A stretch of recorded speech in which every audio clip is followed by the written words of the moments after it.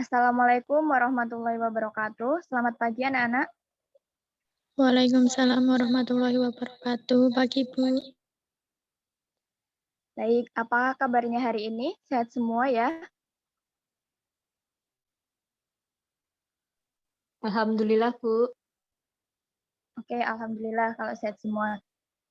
Sebelum memulai pembelajaran biologi hari ini, alangkah baiknya kita berdoa terlebih dahulu menurut agama dan kepercayaan masing-masing. Berdoa dimulai. Berdoa selesai.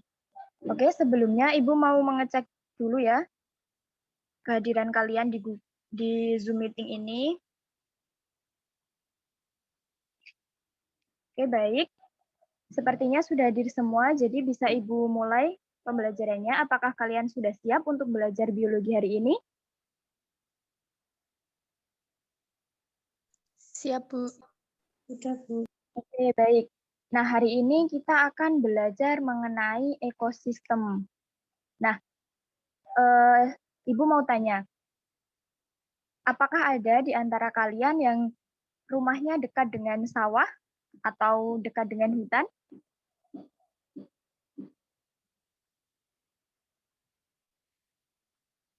Nah, Tidak. kalau misalnya ada, itu sawah dan hutan itu merupakan contoh ya, contoh dari ekosistem.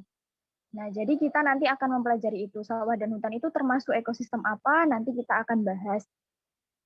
Nah, sebelum ke materi inti, Ibu akan menyampaikan dulu KI dan KD mengenai materi ini. KI-nya yaitu KI 3, memahami, menerapkan, menganalisis pengetahuan faktual, konseptual, prosedural berdasarkan rasa ingin tahunya tentang ilmu pengetahuan, teknologi, seni, budaya, dan juga humaniora dengan wawasan kemanusiaan, kebangsaan, kenegaraan, dan peradaban terkait fenomena dan kejadian, serta menerapkan pengetahuan prosedural pada bidang kajian yang spesifik sesuai dengan bakat dan minatnya untuk memecahkan masalah. Nah, sedangkan untuk kompetensi dasarnya yaitu KD 3.10, yakni menganalisis informasi atau data dari berbagai sumber tentang ekosistem dan semua interaksi yang berlangsung di dalamnya.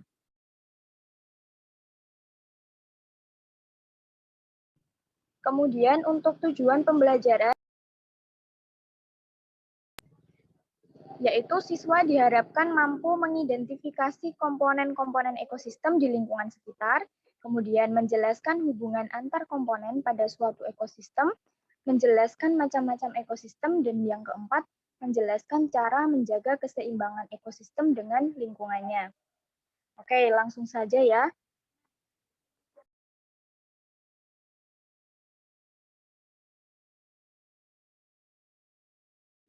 Langsung saja kita akan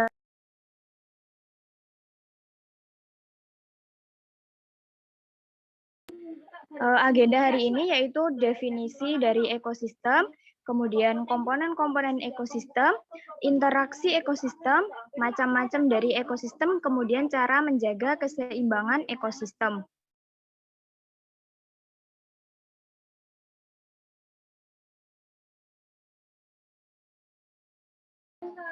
Nah, coba dari gambar yang ada di PowerPoint itu, apakah ada yang tahu itu gambar apa? Coba salah satu dari kalian, apakah ada yang mau menjawab? Saya, Bu. Oke, itu ada Mbak Ivi dan juga Mbak Ika ya. Coba sebutkan salah satu yang kiri. Coba Mbak Ika. Gambar hutan. Oke, bagus sekali ya. Jadi di dalam hutan itu kan tersusun atas beberapa tumbuhan-tumbuhan ya. Nah, itu merupakan ada komponen biotik di dalamnya.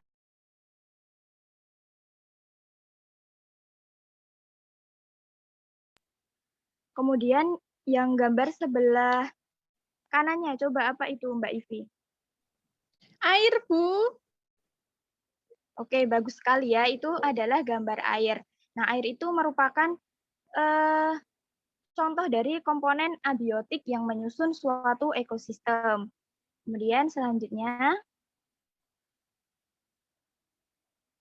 nah kita langsung ke materi yang pertama, yaitu mengenai pengertian dari ekosistem.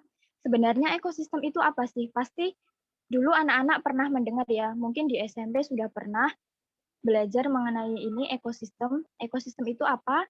Ekosistem itu merupakan suatu kesatuan fungsional antara komponen biotik dan komponen abiotik yang saling berinteraksi dan saling mempengaruhi dalam bentuk hubungan timbal balik antara makhluk hidup dengan lingkungannya. Nah, jadi ekosistem itu merupakan suatu hubungan timbal balik antara makhluk hidup dengan lingkungannya. Jadi saling berinteraksi seperti itu ya. Kemudian materi yang kedua adalah komponen ekosistem. Nah, komponen ekosistem itu terdiri dari dua macam, yaitu komponen biotik dan juga komponen abiotik. Nah, yang pertama adalah komponen biotik. Biotik itu artinya hidup. Jadi, komponen biotik dalam suatu ekosistem itu adalah makhluk hidup itu sendiri. Misalnya apa sih? Nah, misalnya adalah hewan, kemudian tumbuhan, dan juga manusia.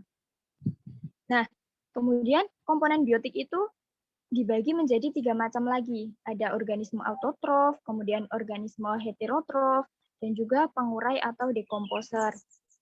Nah, yang pertama adalah organisme autotrof. Selanjutnya, nah, organisme autotrof itu merupakan organisme yang mampu membuat makanannya sendiri, bahkan membuat makanan untuk organisme lain yang tinggal di ekosistem tersebut. Jadi bisa dibilang organisme autotrof ini disebut juga sebagai produsen. Nah, contohnya adalah tumbuhan, karena tumbuhan itu dapat membuat makanannya sendiri melalui proses fotosintesis dengan bantuan sinar matahari. Kemudian, yang kedua yaitu adalah organisme heterotrof.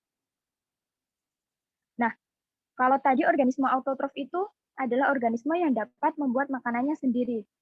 Nah, kalau organisme heterotrof itu organisme yang tidak bisa membuat makanannya sendiri. Jadi, organisme heterotrof ini mendapatkan makanan dari produsen ya, atau dengan kata lain, organisme heterotrof ini adalah organisme yang menggunakan bahan-bahan organik dari organisme lain yang digunakan sebagai sumber energi. Nah, contoh dari organisme heterotrof itu adalah hewan dan juga manusia. Karena organisme heterotrof ini disebut juga sebagai konsumen, seperti itu ya.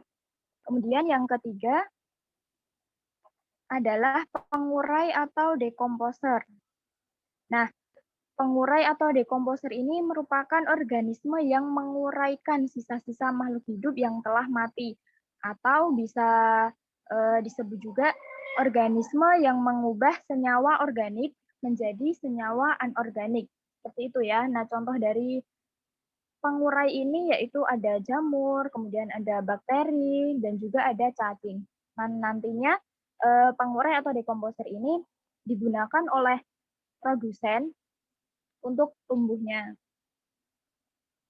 Kemudian, komponen ekosistem yang kedua adalah komponen abiotik. Nah, kalau tadi biotik artinya hidup, berarti kalau abiotik artinya tak hidup.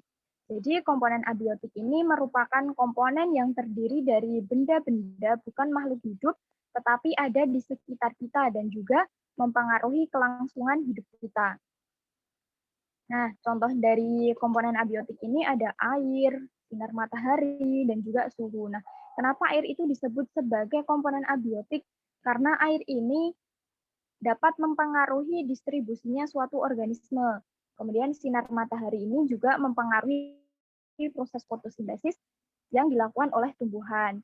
Kemudian suhu ini mempengaruhi proses biologis suatu organisme. Nah, sebelum lanjut ke materi, apakah sudah paham mengenai pengertian dan juga komponen-komponen yang menyusun suatu ekosistem? Atau ada yang ingin ditanyakan? Sudah paham, Bu. Oke, baik. Kalau sudah paham, kita akan lanjutkan ke materi selanjutnya, yaitu mengenai interaksi antar komponen. Nah, tadi kan komponen-komponen ekosistem itu ada dua macam, ada biotik dan juga abiotik. Nah, apakah di dalamnya itu ada interaksinya? Ada ya. Jadi dalam suatu ekosistem itu ada interaksi antar komponen. Jadi bisa komponen biotik dengan biotik, kemudian biotik dengan abiotik, atau abiotik dengan abiotik. Seperti itu ya. Nah, kita akan bahas satu persatu mengenai interaksi antar komponen tersebut. Yang pertama ada simbiosis. Nah, simbiosis itu adalah hubungan yang terjadi antara dua organisme. Nah, simbiosis ini dibagi menjadi tiga macam. Ada simbiosis mutualisme, yaitu hubungan yang saling menguntungkan antara dua organisme yang terlibat.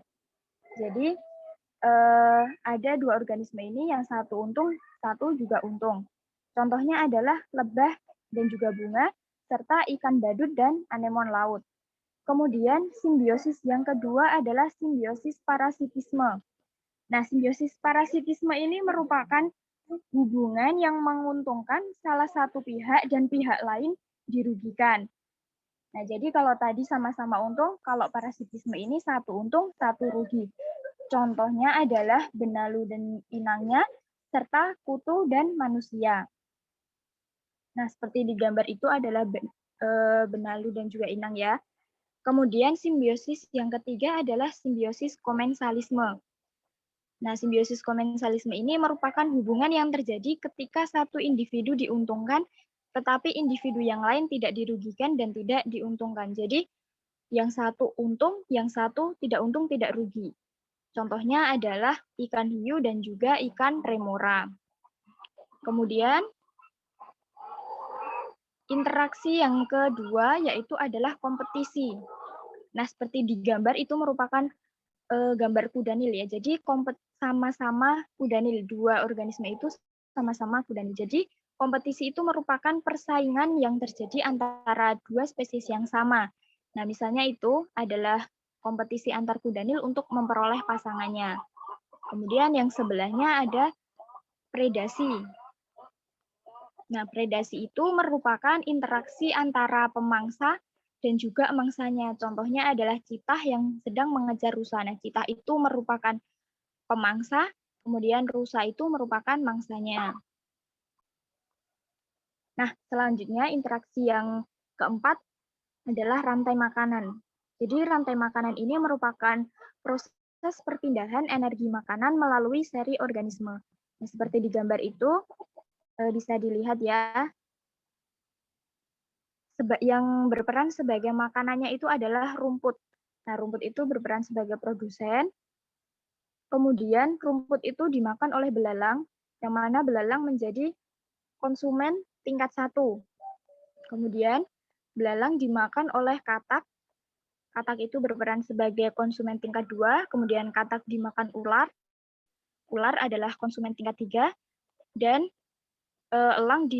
ular dimakan oleh elang. Jadi elang itu merupakan konsumen puncak. Nah, kemudian elang itu nantinya akan mati dan diuraikan oleh pengurai atau dekomposer. Seperti itu. Kemudian interaksi yang kelima adalah jaring-jaring makanan. Nah, jaring-jaring makanan ini hampir sama ya seperti rantai makanan, karena jaring-jaring makanan ini merupakan gabungan dari beberapa rantai makanan yang saling bersinggungan, atau bisa disebut juga sebagai rantai makanan yang kompleks, seperti itu ya. Jadi tidak hanya terdiri dari satu rantai makanan saja, tetapi banyak, seperti itu. Kemudian yang keenam adalah piramida makanan. Nah, piramida makanan ini merupakan diagram yang menggambarkan susunan tingkat trofik 1 dan tingkat trofik lainnya berdasarkan jumlah, kemudian biomasa, dan juga kemampuan menyimpan energi pada setiap trofiknya. Nah, bisa dilihat di gambar, itu yang paling bawah itu merupakan produsen. Kemudian yang atasnya itu konsumen tingkat 1, kemudian atasnya lagi merupakan konsumen tingkat 2, dan yang paling puncak adalah konsumen tingkat 3 atau konsumen puncak. Kemudian yang selanjutnya Nah, untuk interaksi-interaksi antar komponen, apakah ada yang mau ditanyakan? Belum, Bu. Oke, sudah paham ya? Atau mungkin nanti ada yang ingin ditanyakan nanti, tidak apa-apa. Kita lanjutkan dulu ke materi yang selanjutnya, yaitu mengenai macam-macam ekosistem. Nah, jadi tadi kan ada sawah, kemudian ada hutan, itu tuh termasuk ke dalam ekosistem yang mana kita akan bahas pada macam-macam ekosistem ini. Nah, ekosistem itu dibagi menjadi 3 macam. Yang pertama adalah ekosistem akuatik atau air, yang kedua ekosistem terestrial atau darat, dan yang ketiga adalah ekosistem buatan. Nah, kita akan bahas satu persatu. Yang pertama adalah ekosistem akuatik atau air. Nah, kenapa kok disebut dengan ekosistem air? Karena ekosistem ini sebagian besar terdiri dari air. Seperti itu ya, jadi disebut ekosistem air. Nah, contohnya adalah ekosistem sungai.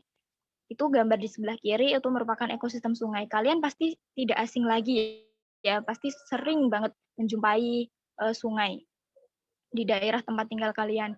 Nah, sungai itu kan termasuk ekosistem air karena sebagian besar terdiri dari air. Kemudian yang kedua adalah ekosistem terumbu karang. Itu merupakan ekosistem yang terdiri dari koral-koral yang berada di dekat pantai. Kemudian yang ketiga ada ekosistem pantai. Kalian pasti sering ya ke pantai dan itu banyak sekali airnya. Jadi itu disebut dengan ekosistem air. Kemudian yang macam ekosistem yang kedua adalah ekosistem terestrial atau ekosistem darat. Nah, kalau tadi ekosistem air itu terdiri dari air ya sebagian besarnya. Nah, kalau ekosistem terestrial atau darat ini bisa terdiri dari tumbuhan, kemudian ada tanah, ada bebatuan, rumput, dan sebagainya. Nah, ekosistem darat ini bisa dikontrol oleh iklim dan juga gangguan. Nah, gangguan yang dimaksud di sini bisa dari gangguan alam ataupun aktivitas manusia sendiri yang sering banget ya merusak ekosistem. Nah, kalau gangguan alam itu seperti petir, kemudian kebakaran itu juga bisa terjadi. Nah, contohnya. Nah, contoh dari ekosistem darat ini adalah hutan hujan tropis. Nah, itu biasanya terdapat di daerah tropis dan juga subtropis karena ekosistem hutan hujan tropis ini sebagian besar terdiri dari tumbuhan-tumbuhan ya.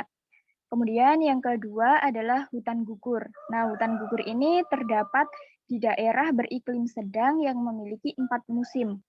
Kemudian yang contoh yang ketiga yaitu ekosistem padang rumput. Nah, biasanya padang rumput ini terdapat di daerah yang terbentang dari daerah tropis ke daerah subtropis seperti itu. Kemudian yang selanjutnya adalah ekosistem buatan. Nah, kenapa kok disebut sebagai ekosistem buatan? Karena ekosistem ini diciptakan oleh manusia untuk memenuhi kebutuhannya. Nah, misalnya ada sawah. Sawah itu kan dibuat oleh manusia ya untuk memenuhi kebutuhan pangannya. Kemudian ada misalnya bendungan, kemudian ada juga perkebunan sawit. Nah, itu merupakan contoh-contoh dari ekosistem buatan. Oke, next.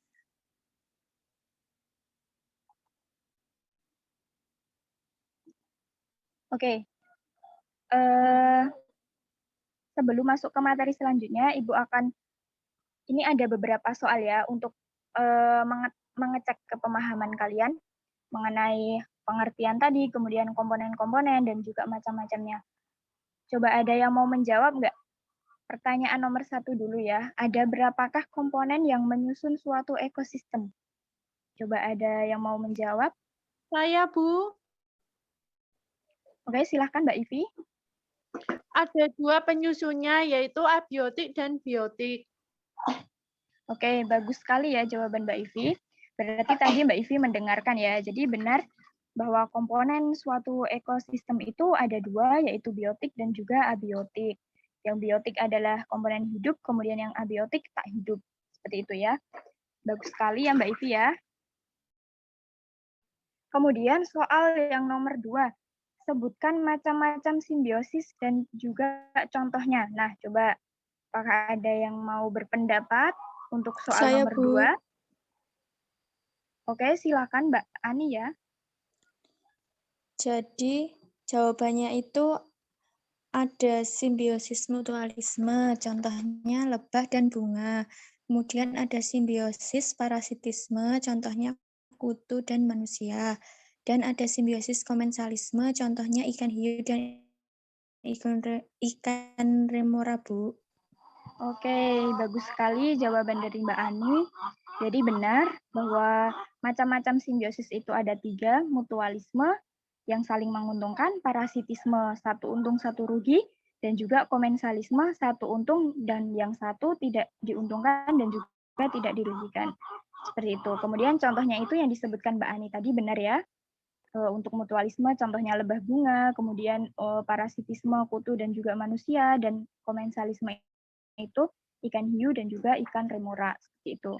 Kemudian untuk pertanyaan yang terakhir nih, yang ketiga, mengapa sawah termasuk ke dalam ekosistem buatan? Nah, kenapa nih? Ada yang bisa menjelaskan?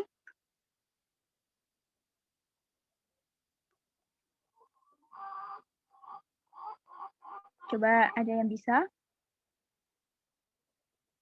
Atau mau kita bahas bersama?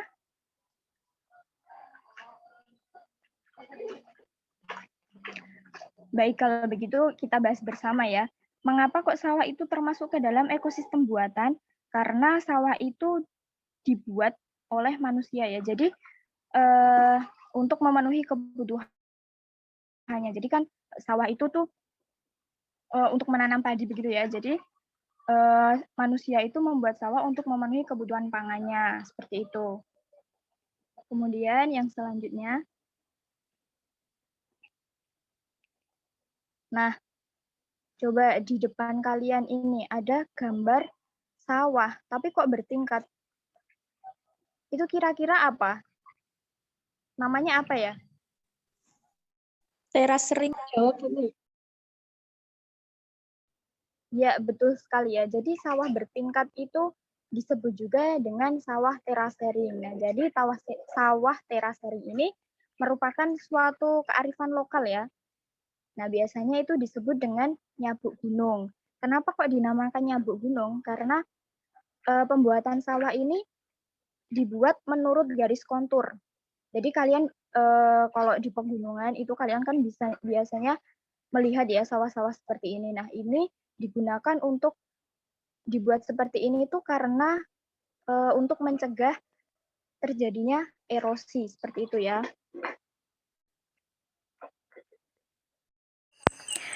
Nah, baik, melanjutkan penjelasan mengenai kearifan lokal nyabuk gunung ya. Jadi tadi kan sudah dijelaskan ya bahwa nyabuk gunung itu merupakan pembuatan sawah bertingkat ya, seperti itu, atau sawah terasering menurut garis kontur. Nah, jadi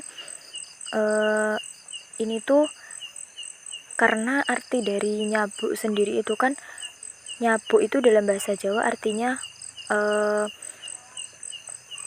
mengikat ya, mengikat gunung. Jadi nyabuk gunung itu adalah pembuatan sawah yang sesuai dengan garis kontur. Nah, jadi garis kontur yang dimaksud itu harus tepat ya. Kalau tidak nanti akan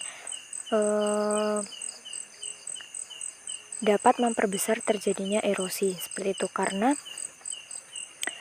sebenarnya sawah terasering ini dibuat untuk mencegah terjadinya erosi. Jadi harus menggunakan garis yang tepat.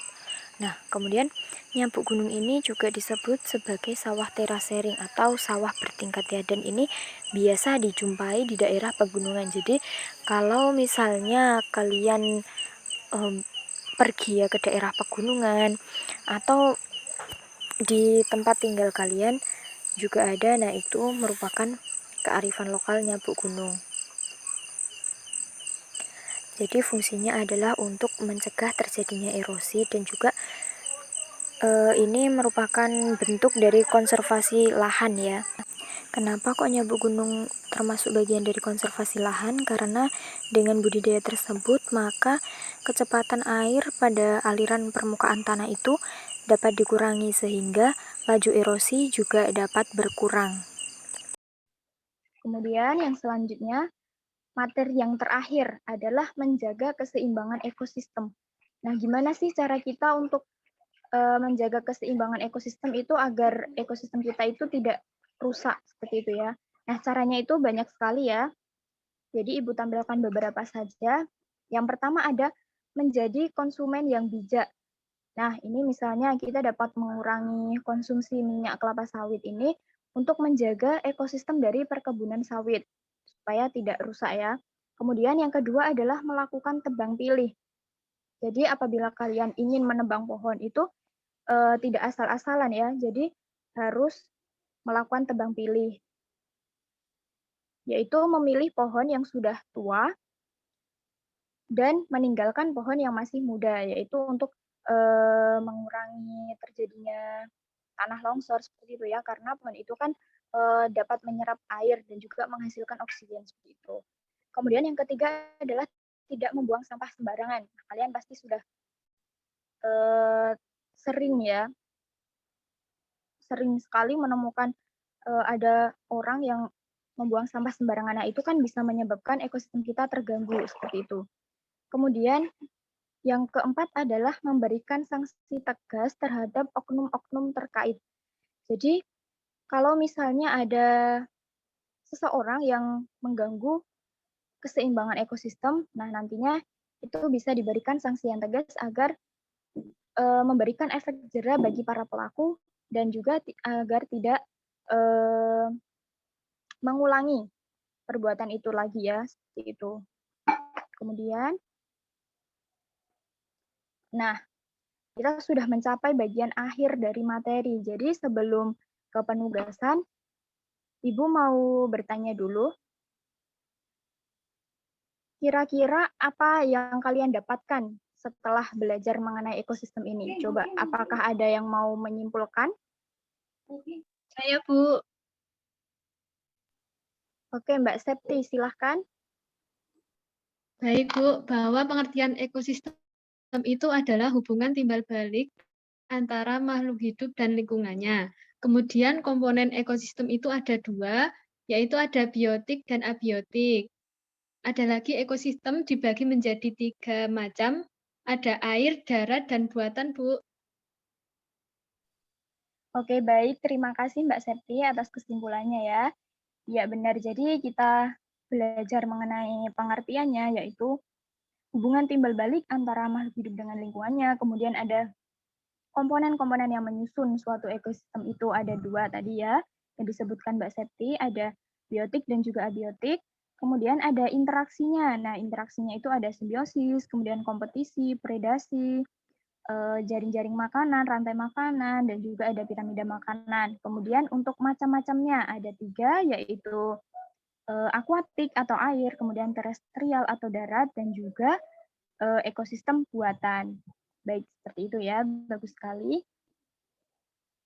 Nah, karena kita sudah berada di akhir pembelajaran, jadi Ibu akan memberikan tugas kepada kalian. Nah, cari referensi mengenai kearifan lokal Nyabuk Gunung dan juga kerjakan LKPD yang nanti akan Ibu share ya di Google Classroom.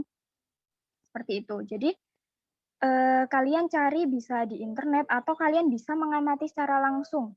Nyabuk Gunung itu kan tadi adalah sawah terasering. Nah, nanti kalian bisa mengamati sawah-sawah yang ada di lingkungan sekitar kalian. Nah, itu kenapa kok dibuat sawah bertingkat seperti itu, kenapa? Kemudian hubungannya dengan ekosistem itu untuk apa? Nah, nanti kalian bisa cari ya, seperti itu.